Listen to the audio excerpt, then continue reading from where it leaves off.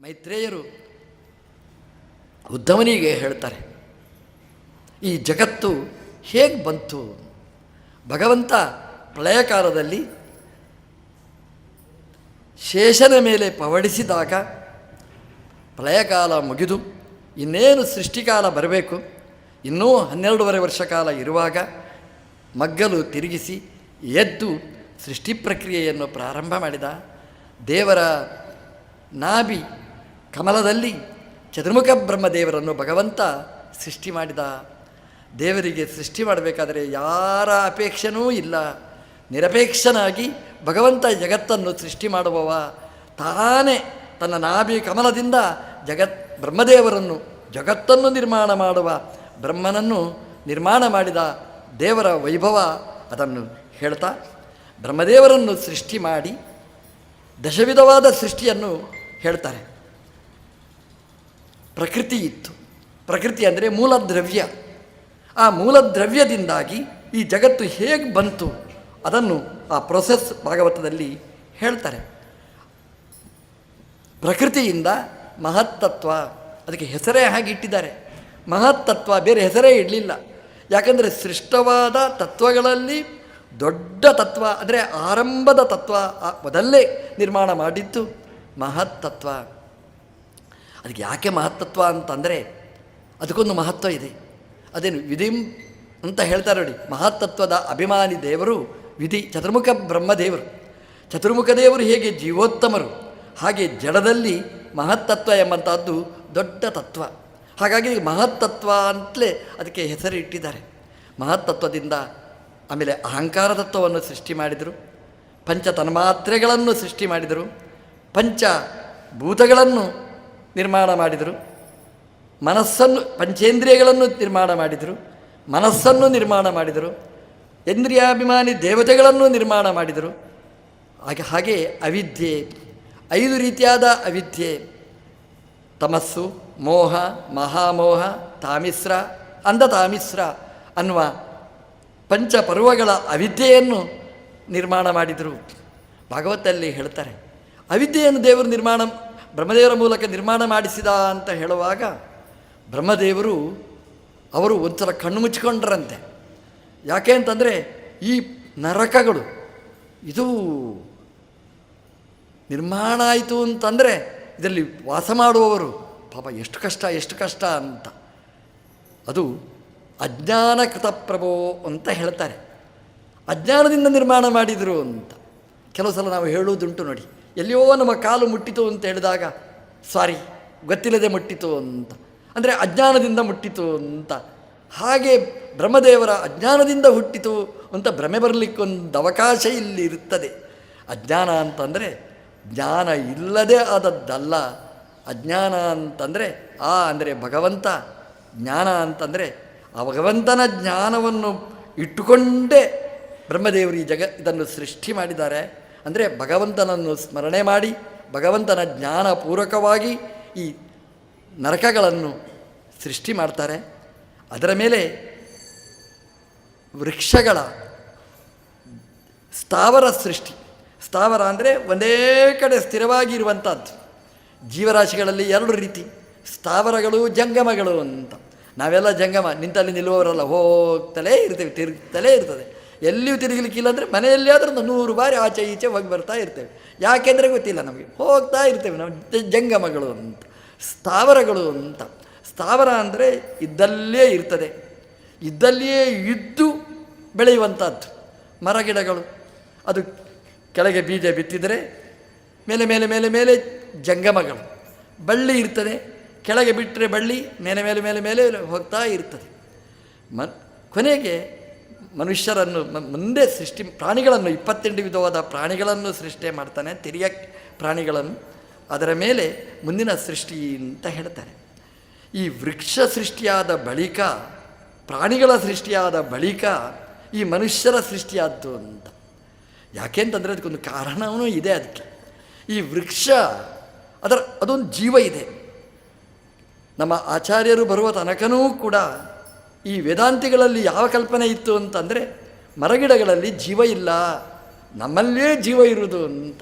ನಮ್ಮ ಆಚಾರ್ಯರು ಅದನ್ನು ಪ್ರಾಕ್ಟಿಕಲ್ಲಾಗಿ ತೋರಿಸಿಕೊಟ್ರು. ವೃಕ್ಷಗಳಲ್ಲಿಯೂ ಜೀವ ಇದೆ ಅಂತ ಶಾಸ್ತ್ರ ಅಂತೂ ಹೇಳಿದೆ. ಅದನ್ನು ಪ್ರಾಕ್ಟಿಕಲ್ಲಾಗಿ ಹೇಗೆ ಅಂತಂದರೆ, ಒಂದು ಸಂಗೀತ ಹಾಡನ್ನು ಹಾಡಿದರಂತೆ ಆಚಾರ್ಯರು. ಆ ಹಾಡಿದರೆ ಮನುಷ್ಯರ ಮೇಲೆ ಪ್ರಭಾವ ಬೀರುವುದು ಬಿಡಿ, ಒಂದು ಮರ, ಒಂದು ಬೀಜ, ಅದು ಚಿಗುರಿ ಅದು ವೃಕ್ಷ ಆಗಿ ಹೂ ಬಿಟ್ಟು ಹಣ್ಣನ್ನು ಕೊಟ್ಟಿತು ಅಂತ. ಪುಷ್ಪಂ ಉತ ಫಲಂ ಅಹೋ ವಿದದೆ ಜನ ಸುಪ್ತಿದ ಅನುಪಮ ಗಾನ ಸಂಪದ. ಎಂಥ ಗಾನ ಸಂಪತ್ತು ಆಚಾರ್ಯರದ್ದು ಅಂತಂದರೆ, ಒಂದು ಮರವನ್ನು ಚಿಗುರುವ ಹಾಗೆ ಮಾಡಿದರು, ಒಂದು ಚಿಗುರಿದ ಮರವನ್ನು ಹೂ ಬಿಡುವ ಹಾಗೆ ಮಾಡಿದರು, ಹೂ ಬಿಟ್ಟ ಮರವನ್ನು ಹಣ್ಣು ಕೊಡುವ ಹಾಗೆ ಮಾಡಿದರು. ನಮಗೇನು ಮಾಡಲಿಕ್ಕೂ ಆಗೋದಿಲ್ಲ, ನಾವು ತುಂಡು ಮಾಡುವುದು ಅಷ್ಟೇ ಗೊತ್ತು ನಮಗೆ.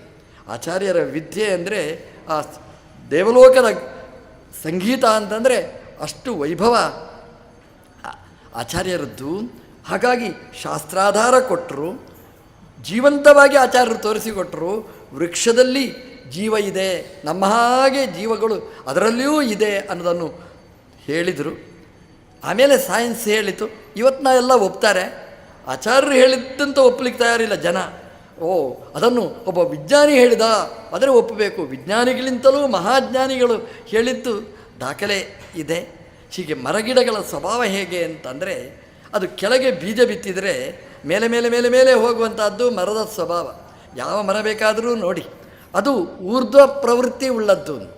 ಈ ಪ್ರಾಣಿಗಳನ್ನು ನೋಡಿ, ಅದು ಹೇಗೆ ಅಂತಂದರೆ, ಅದು ತಿರ್ಯಕ್ ಪ್ರಾಣಿ, ಆಚೆ ಆಚೆ ತಿರ್ಯಕ್ಕಾಗಿ ಅಂದರೆ ಅಡ್ಡವಾಗಿ ಅದು ಹೋಗುವ ಪ್ರಾಣಿ ಅಂತ.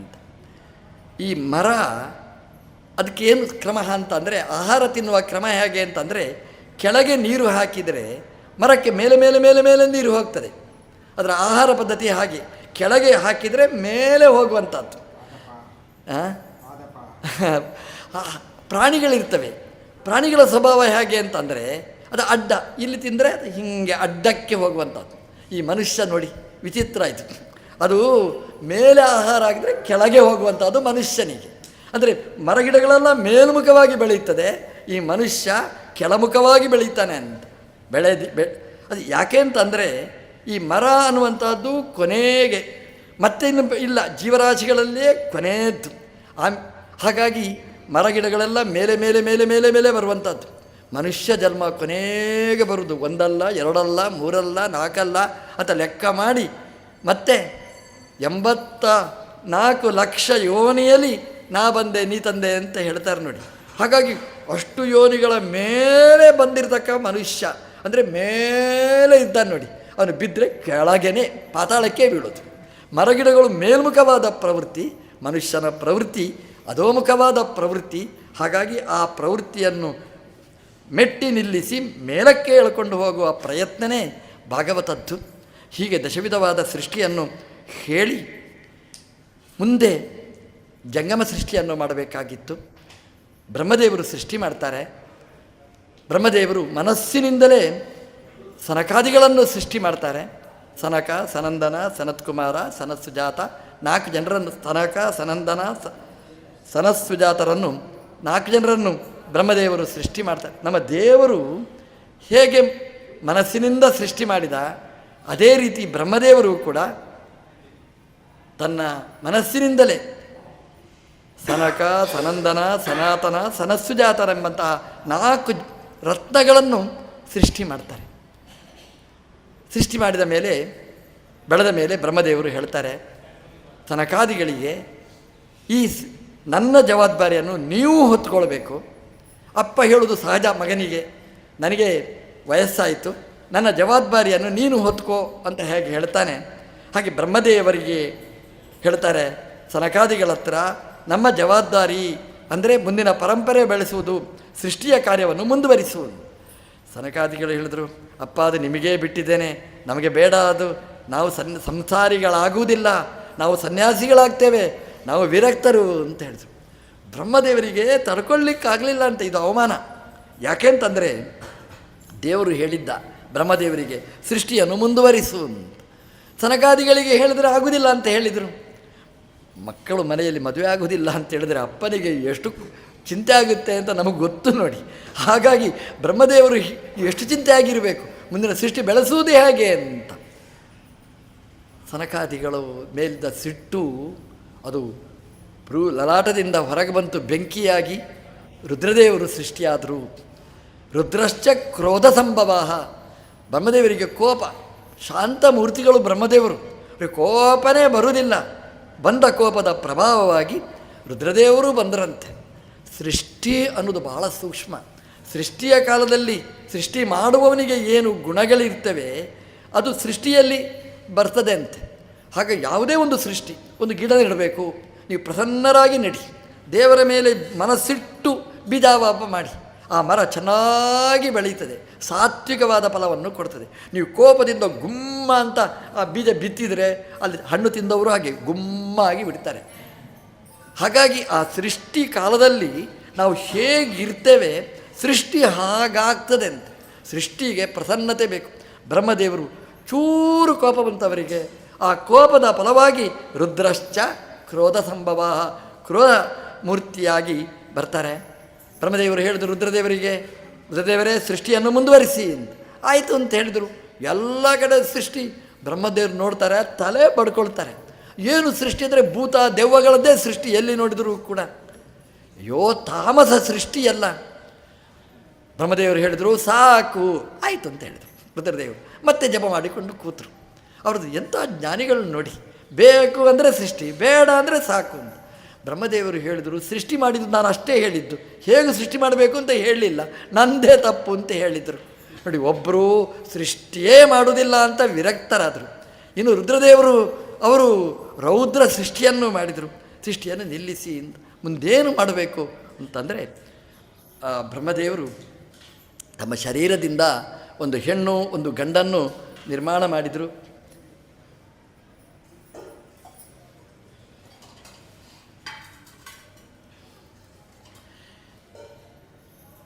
ಅದೇ ಸ್ವಯಂಭುವಮನು ಶತರೂಪೆ ಅನ್ನುವಂತಹ ಒಂದು ಗಂಡು ಒಂದು ಹೆಣ್ಣನ್ನು ನಿರ್ಮಾಣ ಮಾಡಿದರು. ಬ್ರಹ್ಮದೇವರ ಸಾಮರ್ಥ್ಯ ಇದು. ಮಾಡಿ ಅವರು ಸ್ವಯಂಭುವಮನು ಶತರೂಪೆಯರನ್ನು ಒಟ್ಟು ಸೇರಿಸಿದರು. ಸೇರಿಸಿ ಹೇಳಿದರು ಸೃಷ್ಟಿಯನ್ನು ಮುಂದುವರಿಸಿ. ಈ ಭಾಗವತ ಎಲ್ಲೆಲ್ಲಿ ಸೃಷ್ಟಿಯನ್ನು ಹೇಳ್ತದೆ ನೀವು ನೋಡಿ, ಅದು ಗಮನಿಸಿ. ಸೃಷ್ಟಿ ಅಂದರೆ ತಕ್ಷಣ ಸೃಷ್ಟಿ ಅಲ್ಲ, ವಿವೇಕದಿಂದ ಅನುಸಂಧಾನಪೂರ್ವಕವಾಗಿ ಸೃಷ್ಟಿಗಳು ಮುಂದೆ ಸಾಗ್ತವೆ. ದೇವರ ತಪಸ್ಸನ್ನು ಮಾಡಿ, ದೇವರ ಧ್ಯಾನ ಮಾಡಿ, ಆಮೇಲೆ ಸೃಷ್ಟಿಗೆ ಇಳಿಯುವ ಕ್ರಮ. ಅಂದರೆ ಜ್ಞಾನಪೂರ್ವಕವಾಗಿ ಮಾಡಬೇಕಾದ ಸೃಷ್ಟಿಯ ಪ್ರಕ್ರಿಯೆ. ಯಾಕೆಂತಂದರೆ ಸೃಷ್ಟಿಯಲ್ಲಿ ನಮಗೆ ಏನು ಶಕ್ತಿ ಇದೆ ಒಂದು ವಸ್ತುವನ್ನು ನಿರ್ಮಾಣ ಮಾಡಲಿಕ್ಕೆ. ಹಾಗಾಗಿ ಭಗವಂತನ ಕೆಲಸ ಜನ್ಮಾದ್ಯಸ್ಯ ಯತಃ.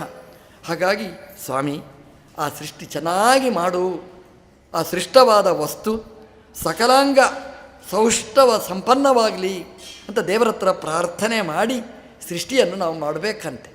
ಭಗವಂತನ ಜವಾಬ್ದಾರಿ, ನಮ್ಮದಲ್ಲದ ಕೆಲಸ.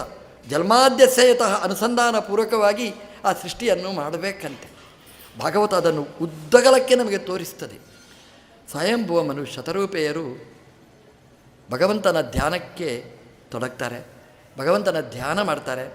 ಬ್ರಹ್ಮದೇವರು ಕೇಳ್ತಾರೆ ಸ್ವಯಂಭುವಮನು ಶತರೂಪೆಯ ಹತ್ರ, ಏನಾಯಿತು ಸೃಷ್ಟಿ ಅಂತ. ಅವರು ಹೇಳ್ತಾರೆ, ಸೃಷ್ಟಿ ಮಾಡಿದರೆ ಸೃಷ್ಟರಾದವರು ಎಲ್ಲಿರಬೇಕು, ಜಾಗ ಬೇಕಲ್ವಾ. ಎಂಥ ಪೂರ್ವ ಜಾಗ್ರತೆ ನೋಡಿ, ಮುಂಜಾಗ್ರತೆ. ಸೃಷ್ಟಿ ಮಾಡೋದು ಮುಖ್ಯ ಅಲ್ಲ, ಸೃಷ್ಟಿ ಆದ ಮೇಲೆ ಅವ್ರು ಎಲ್ಲಿರುವುದು, ಇರಲಿಕ್ಕೆ ಜಾಗ ಎಲ್ಲಿ, ಒಂದು 30-40 ಸೈಟಾದರೂ ಉಂಟಾ ನೋಡಿಕೊಂಡು ಮುಂದುವರಿತಾರಂತೆ. ಅದು ಏನಾಗಿತ್ತು ಅಂತಂದರೆ ಎಲ್ಲ ಜಲಮಯ, ನೀರು ತುಂಬಿ ತುಳುಕಿತ್ತು, ಜಾಗನೇ ಇಲ್ಲ. ಯಾಕೆ ಜಾಗ ಇಲ್ಲ? ಭಾಗವತ ಹೇಳಿತು, ಆ ಜಾಗವನ್ನು ಕಬಳಿಸಿದ. ಅದು ಇವತ್ತಿನ ಕೆಟ್ಟ ನೀತಿ ಅಲ್ಲ, ಅವತ್ತಿನಿಂದಲೂ ಕೂಡ ಭೂ ಕಬಳಿಕೆ ಅನ್ನೋದು ಅಲ್ಲಿಂದ ಇದೆ ನೋಡಿ. ಅದನ್ನು ಭೂವನ್ನು ಕಬಳಿಸಲಿಕ್ಕೆ ಅಂತಲೇ ಒಬ್ಬ ಹುಟ್ಟಿದವ ಇದ್ದಾನೆ. ರೆವಿನ್ಯೂ ಪ್ರಾಬ್ಲಮ್ ಯಾವಾಗಲೂ ಇದ್ದದ್ದು ಸೃಷ್ಟಿ ಆದಿಯಿಂದ. ಅದನ್ನು ಭೂಮಿಯನ್ನು ಕಬಳಿಸಿದ್ದ ಅಂತ, ಅದಕ್ಕೋಸ್ಕರನೇ ಒಬ್ಬ ಹುಟ್ಟಿದ್ದ ಅಂತ. ಅದು ಯಾರು ಅಂತಂದರೆ ಹಿರಣ್ಯಾಕ್ಷ ಅಂತ ದೈತ್ಯ, ಅವನು ಭೂಮಿಯನ್ನು ಕಬಳಿಸಿ ಬಿಟ್ಟಿದ್ದ. ಹಿರಣ್ಯಾಕ್ಷ ಯಾರು ಅಂತ ಕೇಳಿದಾಗ ಅವರ ಅಡ್ರೆಸ್ ಸಹಿತ ಹೇಳ್ತಾರೆ, ಮೂಲ ಸಹಿತ ಭಾಗವತ ಹೇಳುತ್ತೆ. ಹಿರಣ್ಯಾಕ್ಷ ಯಾರು ಅಂದರೆ ಹಿರಣ್ಯಕಶಿಪುವಿನ ತಮ್ಮ ಅಂತ. ಅಯ್ಯೋ, ಹಿರಣ್ಯಕಶಿಪುವಿನ ತಮ್ಮ ಅಂದರೆ ಅವನು ಯಾರು ಅಂತ ಪುನಃ ಪ್ರಶ್ನೆ ಬಂದಾಗ ಅದು ಕಶ್ಯಪರ ಮಕ್ಕಳು.